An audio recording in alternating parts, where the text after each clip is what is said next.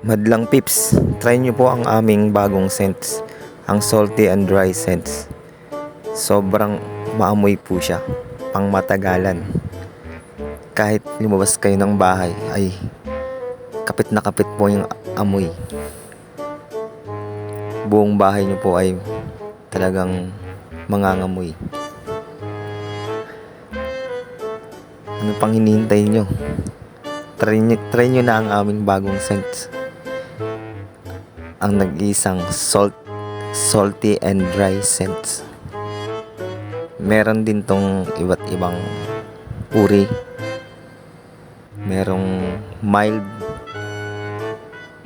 at merong sakto lang ang amoy. Iba-ibang sizes din to. May maliit, may katamtaman, at may malaki. Kaya try nyo na ang scent na pang matagalan. Ito ang salty and dry scents.